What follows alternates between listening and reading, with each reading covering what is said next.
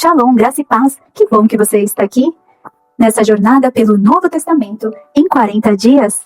E eu convido você para, junto comigo, fazer esta oração. Bendito Deus e eterno Pai, eu louvo o teu santo nome, porque é santo e digno de honra. Eu te adoro, pois és o meu Deus, e peço que glorifiques a ti mesmo na minha vida. Sonda-me e purifica-me de tudo o que te desagrada, em nome do teu Filho amado Jesus Cristo. Perdoa-me, assim como eu perdoo aos outros. Obrigada por sua provisão, proteção e fidelidade na minha vida. E como está dito, tu abres tua mão e satisfazes todo ser vivo com favor. Bendito és tu, ó Eterno, que alimenta a todos. Obrigada por me convidar para uma comunhão diária contigo. Desperta, ó Senhor, aos que dormem. Ensina-me, Senhor, a orar, a curvar-me com alegria na adoração e confessar livremente quaisquer e todos os pecados. Agradeço-te com um coração humilde a orar por mim mesmo e também pelas pessoas, tudo para a tua glória, ó Deus. Ensina-nos a tua palavra, revela-nos a tua santa palavra. No nome de Jesus Cristo eu oro. Amém. Então pega a sua Bíblia e vamos junto nessa jornada pelos Evangelhos Sagrados de Cristo. Dia 26, 1 Coríntios, capítulo 2 ao 9. A sabedoria de Paulo procedente do Espírito Santo. E esta é uma palavra de esperança para a sua vida. Eu sei que muitas das vezes você pode se sentir abandonado ou apavorado.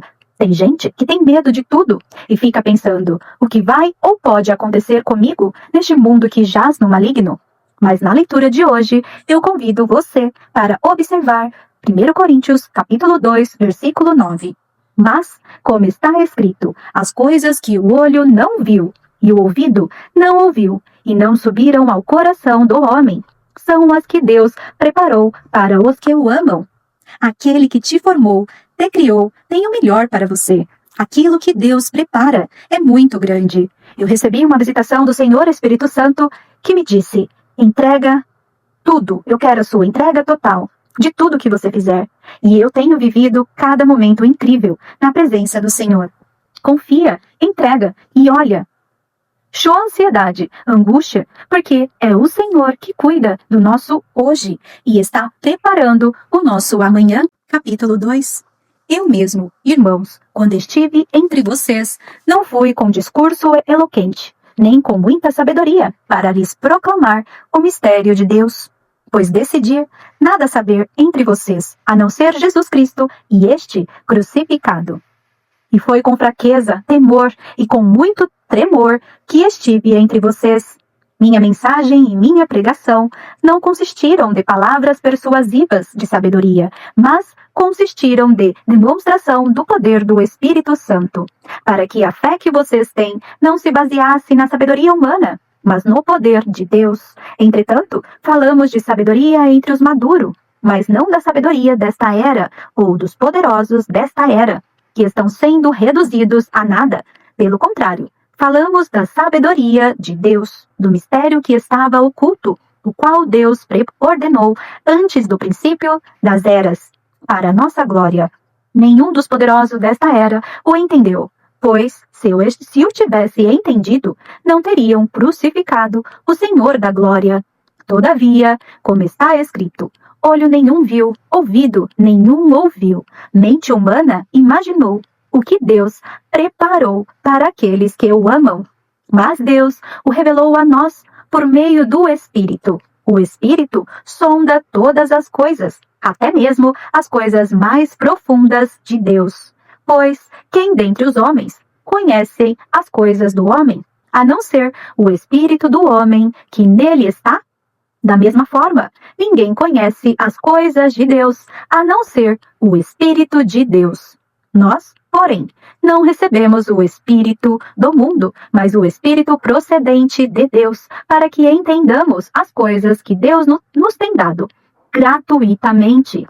Delas também falamos, não com palavras ensinadas pela sabedoria humana, mas com palavras ensinadas pelo Espírito, interpretando verdades espirituais para os que não são, ou melhor, para os que são espirituais. Quem não tem o Espírito Santo não aceitam as coisas que vêm do Espírito de Deus, pois lhes são loucura, e não é capaz de entendê-las, porque elas são discernidas espiritualmente.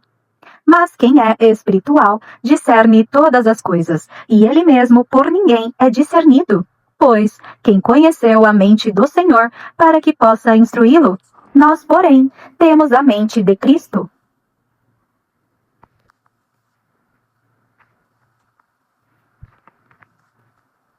Irmãos, não lhes pude falar como a espirituais, mas como a carnais, como as crianças em Cristo. Dei-lhes leite e não alimento sólido, pois vocês não estavam em condições de recebê-lo. De fato, vocês ainda não estão em condições, porque ainda são carnais. Por quê? Visto que há inveja e divisão entre vocês. Não estão sendo carnais e agindo como mundanos? Pois quando alguém diz, eu sou de Paulo, e outro, eu sou de Apolo, não estão sendo mundanos? Afinal de contas, quem é Apolo? Quem é Paulo? Apenas servos por meio dos quais vocês vieram a crer, conforme o ministério que o Senhor atribuiu a cada um. Eu plantei, Apolo regou, mas Deus é quem fazia crescer. De modo que nem o que planta nem o que rega são alguma coisa, mas unicamente Deus que efetua o crescimento.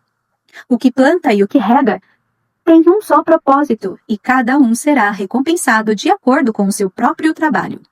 Pois nós somos cooperadores de Deus, vocês são lavouras de Deus e edifício de Deus, conforme a graça de Deus que me foi concedida. Eu, como sábio construtor, lancei o alicerce, e outro está construindo sobre ele. Contudo, veja cada um como constrói. Porque ninguém pode colocar outro alicerce além do que já está posto, que é Jesus Cristo. Se alguém constrói sobre esse alicerce, usando ouro, prata, pedras preciosas, madeira, feno ou palha, sua obra será mostrada, porque o dia a trará a luz, pois será revelada pelo fogo, que provará a qualidade da obra de cada um.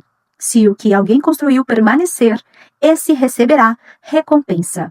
Se o que alguém construiu se queimar, esse sofrerá prejuízo. Contudo, será salvo como alguém que escapa através do fogo. Vocês não sabem que são um santuário de Deus e que o Espírito de Deus habita em vocês? Se alguém destruir o santuário de Deus, Deus o destruirá, pois o santuário de Deus, que são vocês, é sagrado. Não se enganem. Se algum de vocês pensam que é sábio segundo os padrões desta era, deve tornar-se louco para que se torne sábio. Porque a sabedoria deste mundo é loucura aos olhos de Deus, pois está escrito, ele apanha os sábios na astúcia deles. E também, o Senhor conhece os pensamentos dos sábios e sabe como são fúteis. Portanto, ninguém se glorie em homens, porque todas as coisas são de vocês. Seja Paulo, seja Apolo, seja Pedro, seja o mundo, a vida, a morte, o presente ou o futuro, tudo é de vocês. E vocês são de Cristo, e Cristo de Deus. Capítulo 4. Portanto, que todos nós considerem como servos de Cristo encarregados do ministério de Deus. O que se requer destes encarregados é que sejam fiéis. Pouco me importa ser julgado por vocês ou por qualquer tribunal humano. De fato, nem eu julgo a mim mesmo. Embora em nada minha consciência me acuse, nem por isso justifico a mim mesmo. O Senhor é quem me julga.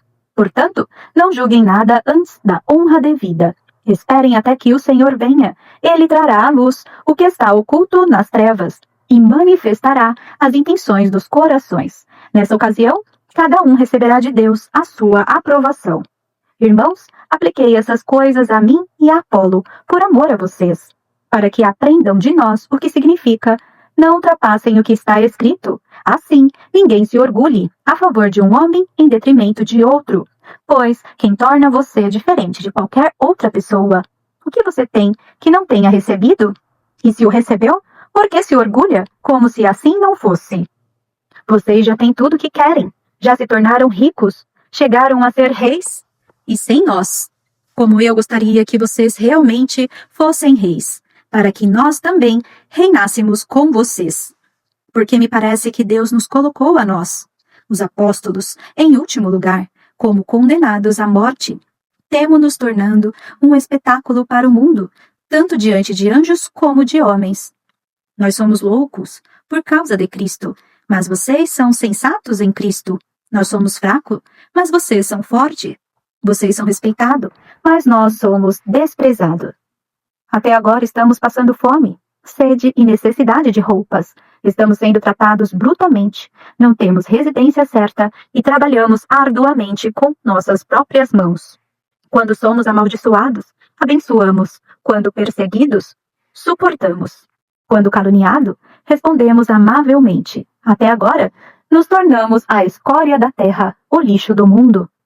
Não estou tentando envergonhá-los ao escrever estas coisas, mas procuro adverti-los, como a meus filhos amados. Embora possam ter 10.000 tutores em Cristo, vocês não têm muitos pais, pois em Cristo Jesus, eu mesmo o gerei por meio do Evangelho.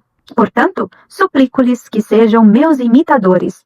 Por essa razão, estou lhes enviando Timóteo, meu filho amado e fiel no Senhor, o qual lhes trará à lembrança a minha maneira de viver em Cristo, de acordo com o que eu ensino por toda parte e em todas as igrejas.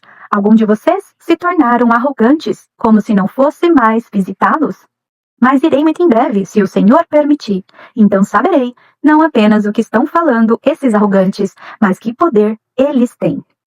Pois o reino de Deus não consiste de palavras, mas de poder. Que é que vocês querem? Devo ir a vocês com vara? Ou com amor e espírito de mansidão? Capítulo 5. Por toda parte se ouve que há imoralidade entre vocês, imoralidade que não ocorre nem entre os pagãos, a ponto de alguém de vocês possuir a mulher de seu pai, e vocês são orgulhosos? Não deviam, porém, estar cheios de tristeza e expulsar da comunhão aquele que fez isso? Apesar de eu não estar presente fisicamente, estou com vocês em espírito, e já condenei aquele que fez isso como se estivesse presente. Quando vocês estiverem reunidos em nome de nosso Senhor Jesus Cristo, estando eu com vocês em espírito, estando presente também o poder do nosso Senhor Jesus Cristo. Entregue esse homem a Satanás para que o corpo seja destruído e seu espírito seja salvo no dia do Senhor. O orgulho de vocês não é bom. Vocês não sabem que um pouco de fermento faz toda a massa ficar fermentada? Livrem-se do fermento velho, para que sejam massa nova e sem fermento, como realmente são. Pois Cristo, nosso Cordeiro Pascual, foi sacrificado. Por isso, celebremos a festa, não com o fermento velho, nem com o fermento da maldade e da perversidade, mas com os pães sem fermento da sinceridade e da verdade. Já lhes disse, por causa que vocês não devem associar-se com pessoas imorais. Com isso, não me refiro aos imorais deste mundo, nem aos avarentos, aos ladrões ou aos idólatras. Se assim fosse, vocês precisariam sair deste mundo. Mas agora estou lhes escrevendo que não devem associar-se com qualquer que, dizendo-se irmão, seja imoral, avarento, idólatra, caluniador, alcoólatra ou ladrão. Com tais pessoas, vocês nem devem comer. Pois, como haveria eu de julgar os de fora da igreja? Não devem vocês julgar os que estão dentro? Deus julgará os de fora. Expulsem esse perverso do meio de vocês. Capítulo 6. Se alguém de vocês tem queixa contra o outro irmão, como ousa apresentar a causa para ser julgada pelos ímpios, em vez de levá-la aos santos? Vocês não sabem que os santos hão de julgar o mundo? Se vocês hão de julgar o mundo, acaso não são capazes de julgar as causas de menor importância? Vocês não sabem que haveremos de julgar os anjos? Quanto mais as coisas desta vida. Portanto, se você tem questões relativas às coisas desta vida, designem para juízes o que são da igreja, mesmo que sejam os menos importantes. Digo isso para envergonhá-los. Acaso não há entre vocês alguém suficientemente sábio para julgar uma causa entre irmãos? Mas, ao invés disso, um irmão vai ao tribunal contra outro irmão, e isso diante de descrentes. O fato de haver litígios entre vocês já significa uma completa derrota. Por que não preferem sofrer a injustiça? Por que não preferem sofrer o prejuízo? Em vez disso, vocês mesmos causam injustiças e prejuízos, e isso contra irmãos. Vocês não sabem que os perversos não herdarão o reino de Deus? Não se deixem enganar, nem imorais, nem idólatras, nem adúlteros, nem homossexuais, passivos ou ativos, nem ladrões, nem avarentos, nem alcoólatras, nem caluniadores, nem trapaceiros herdarão o reino de Deus. Assim foram alguns de vocês, mas vocês foram lavados, foram santificados, foram justificados no nome do Senhor Jesus Cristo e no Espírito de nosso Deus. Tudo me é permitido, mas nem tudo convém. Tudo me é permitido, mas eu não deixarei que nada me domine. Os alimentos foram feitos para o estômago, e o estômago para os alimentos. Mas Deus destruirá ambos. O corpo, porém, não é para a imoralidade, mas para o Senhor, e o Senhor para o corpo. Por seu poder, Deus ressuscitou o Senhor, e também nos ressuscitará. Vocês não sabem que os seus corpos são membros de Cristo? Tomarei eu os membros de Cristo e unirei a uma prostituta? De modo nenhum. Vocês não sabem que aquele que se une a uma prostituta é um corpo com ela? Pois, como está escrito, os dois serão uma só carne. Mas aquele que se une ao Senhor é um espírito com ele. Fujam da imoralidade sexual. Todos os outros pecados que alguém comete, fora do corpo, os comete. Mas quem peca sexualmente, peca contra o seu próprio corpo. Acaso não sabem que o corpo de vocês é santuário do Espírito Santo que habita em vocês, que lhes foi dado por Deus, e que vocês não são de si mesmo? Vocês foram comprados por alto preço, portanto, glorifiquem a Deus com o corpo de vocês. Capítulo 7. Quanto aos assuntos sobre os quais vocês escreveram, é bom que o homem não toque em mulher. Mas, por causa da imoralidade, cada um deve ter sua esposa, e cada mulher o seu próprio marido. O marido deve cumprir os seus deveres conjugais para com a sua mulher, e da mesma forma, a mulher para com o seu marido. A mulher não tem autoridade sobre o seu próprio corpo, mas sim o marido. Da mesma forma, o marido não tem autoridade sobre o seu próprio corpo, mas sim a mulher. Não se recusem um ao outro, exceto por mútuo consentimento e durante certo tempo, para se dedicarem à oração. Depois, unam-se de novo, para que Satanás não os tente, por não terem domínio próprio. Digo isso como concessão, e não como mandamento. Gostaria que todos os homens fossem como eu, mas cada um tem o seu próprio dom, da parte de Deus. Um de um modo, outro de outro. Digo, porém, aos solteiros e às viúvas, é bom que permaneçam como eu. Gostaria que todos os homens fossem como eu, mas cada um tem o seu próprio dom da parte de Deus, um de um modo, outro de outro. Digo, porém, aos solteiros e às viúvas, é bom que permaneçam como eu. Mas, se não conseguem controlar-se, devem casar-se, pois é melhor casar-se do que ficar ardendo de desejo. Aos casados dou este mandamento, não eu, mas o Senhor, que a esposa não se separe do seu marido, mas se o fizer, que permaneça sem se casar, ou então reconcilie-se com seu marido. E o marido não se divorcie da sua mulher. Aos outros eu mesmo digo isto, e não o Senhor. Se o irmão tem mulher descrente e ela se dispõe a viver com ele, não se divorcie dela. E, se uma mulher tem marido descrente e ele se dispõe a viver com ela, não se divorcie dele, pois o marido descrente é santificado por meio da mulher, e a mulher descrente é santificada por meio do marido. Se assim não fosse, seus filhos seriam impuros, mas agora são santos. Todavia, se o descrente separar-se, que se separe. Em tais casos, ou o irmão ou a irmã não fica debaixo de servidão. Deus nos chamou para vivermos em paz. Você, mulher, como sabe se salvará seu marido? Ou você, marido, como sabe se salvará sua mulher? Entretanto, cada um continue vivendo na condição que o Senhor lhes designou e de acordo com o chamado de Deus. Esta é a minha ordem. Para todas as igrejas, foi alguém chamado sendo já circunciso? Não desfaça a sua circuncisão. Foi alguém chamado sendo incircunciso? Não se circuncide. A circuncisão não significa nada, e a incircuncisão também nada é. O que importa é obedecer ao mandamento de Deus. Cada um deve permanecer na condição em que foi chamado por Deus. Foi você chamado sendo escravo?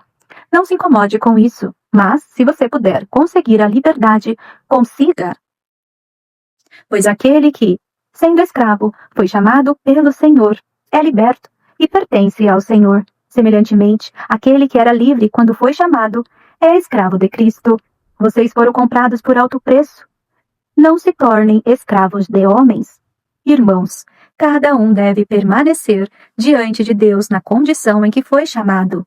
Quantas pessoas virgens não têm o mandamento do Senhor, mas dou meu parecer como alguém que, pela misericórdia de Deus, é digno de confiança. Por causa dos problemas atuais, penso que é melhor o homem permanecer como está. Você está casado? Não procure separar-se. Está solteiro? Não procure esposa. Mas, se vier a casar-se, não comete pecado, e se uma virgem se casar, também não comete pecado. Mas aqueles que se casarem enfrentarão muitas dificuldades na vida, e eu gostaria de poupá-los disso. O que quero dizer é que o tempo é pouco. De agora em diante, aqueles que têm esposa, vivam como se não tivessem. Aqueles que choram, como se não chorassem. Os que estão felizes, como se não estivessem. Os que compram algo, como se nada possuíssem. Os que usam as coisas do mundo, como se não as usassem. Porque a forma presente deste mundo está passando. Gostaria de vê-los livres de preocupações. O homem que não é casado preocupa-se com as coisas do Senhor, em como agradar ao Senhor. Mas o homem casado preocupa-se com as coisas deste mundo, em como agradar sua mulher. E está dividido. Tanto a mulher não casada como a virgem preocupam-se com as coisas do Senhor, para serem santas no corpo e no espírito. Mas a casada preocupa-se com as coisas deste mundo, em como agradar seu marido. Estou dizendo isso para o próprio bem de vocês, não para lhes impor restrições, mas para que vocês possam viver de maneira correta, em plena consagração ao Senhor. Se alguém acha que não está tratando sua filha como é devido, e que ela está numa idade madura, pelo que ele se sente obrigado a casá-la, faça como achar melhor. Com isso, não peca. Deve permitir que se case. Contudo, o que se mantém firme no seu propósito e não é dominado por seus impulsos, mas domina sua própria vontade, e resolveu manter solteira sua filha, este também faz bem. De modo que aquele que dá sua filha em casamento faz bem, mas o que não a dá em casamento faz melhor. A mulher está ligada a seu marido enquanto ele viver, mas se o marido morrer, ela estará livre para casar-se com quem quiser, contudo, que ele pertença ao Senhor. Em meu parecer, ela será mais feliz se permanecer como está, e penso que também tem o Espírito de Deus. Capítulo 8. Com respeito aos alimentos sacrificados aos ídolos, sabemos que todos temos conhecimento. O conhecimento traz orgulho, mas o amor edifica. Quem pensa conhecer alguma coisa, ainda não conhece como deveria. Mas quem ama a Deus, este é conhecido por Deus. Portanto, em relação ao alimento sacrificado aos ídolos, sabemos que o ídolo não significa nada no mundo que só existe um Deus. Pois mesmo que haja o chamado deuses, quer no céu, quer na terra, como de fato há muitos deuses e muitos senhores, para nós, porém, há um único Deus, o Pai, de quem vêm todas as coisas, e para quem vivemos em um só Senhor, Jesus Cristo, por meio de quem vieram todas as coisas, e por meio de quem vivemos.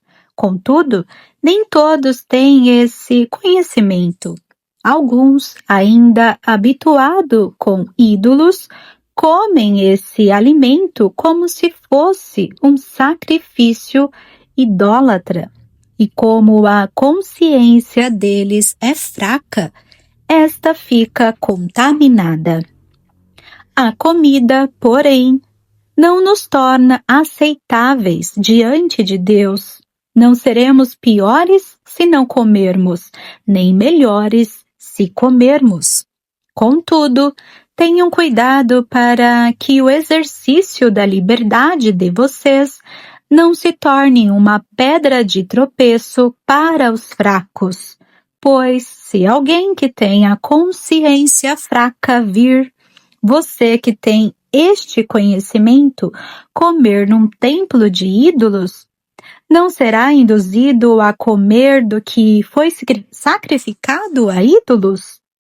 Assim, esse irmão fraco, por quem Cristo morreu, é destruído por causa do conhecimento que você tem. Quando você peca contra seus irmãos desta maneira, ferindo a consciência fraca deles, peca contra Cristo. Portanto, se aquilo que eu como leva o meu irmão a pecar, nunca mais comerei carne, para não fazer meu irmão tropeçar. Em 1 Coríntios, capítulo 9, nos diz: Não sou livre?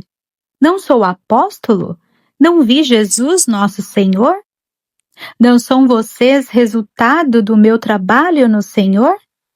Ainda que eu não seja apóstolo para outros, certamente o sou para vocês, pois vocês são o selo do meu apostolado no Senhor. Esta é a minha defesa diante daqueles que me julgam. Não temos nós o direito de comer e beber?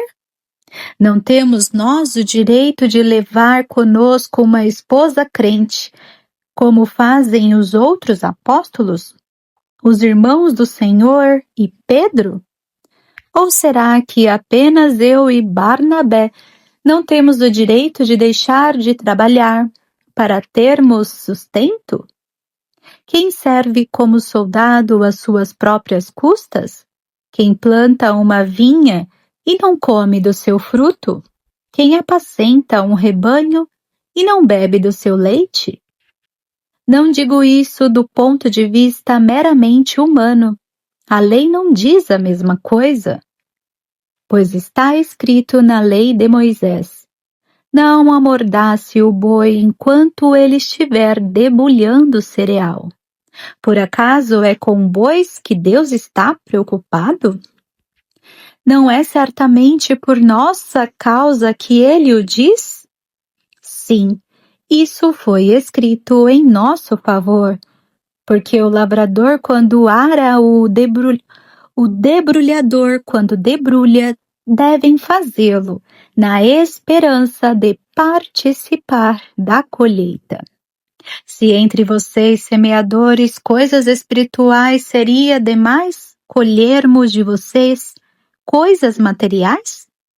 Se outros têm direito de ser sustentados por vocês, não temos nós ainda mais? Mas nós nunca usamos desse direito. Pelo contrário, suportamos tudo para não colocar obstáculo algum ao Evangelho de Cristo. Vocês não sabem que aqueles que trabalham no templo alimentam-se das coisas do templo, e que os que servem diante do altar participam do que é oferecido no altar? Da mesma forma, o Senhor ordenou àqueles que pregam o Evangelho que vivam do Evangelho. Mas eu não tenho usado de nenhum desses direitos. Não estou escrevendo na esperança de que vocês façam isso por mim. Prefiro morrer a permitir que alguém me prive deste meu orgulho. Contudo, quando prego o Evangelho, não posso me orgulhar, pois me é imposta a necessidade de pregar. Ai de mim, se não pregar o Evangelho. Porque se prego de livre vontade, tenho recompensa. Contudo, como prego por obrigação, estou simplesmente cumprindo uma incumbência a mim confiada. Qual é, pois, a minha recompensa? Apenas esta: que, pregando o Evangelho, eu o apresente gratuitamente, não usando assim dos meus direitos ao pregá-lo. Porque, embora seja livre de todos, fiz-me escravo de todos, para ganhar o maior número possível de pessoas. Tornei-me judeu para os judeus, a fim de ganhar os judeus. Para os que estão debaixo da lei, tornei-me como se estivesse sujeito à lei, embora eu mesmo não esteja debaixo da lei, a fim de ganhar o que estão debaixo da lei. Para os que estão sem lei, tornei-me como sem lei, embora não esteja livre da lei de Deus, mas sim sob a lei de Cristo, a fim de ganhar os que não têm a lei.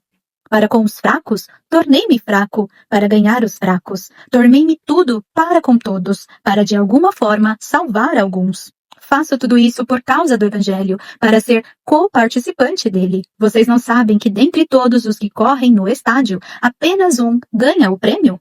Corram de tal modo que alcancem o prêmio.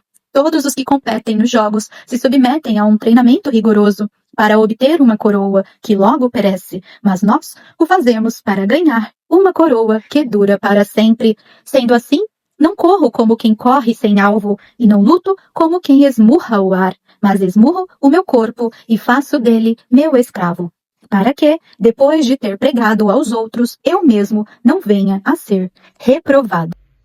Que a graça e a paz do nosso Senhor Jesus Cristo esteja sobre a sua vida.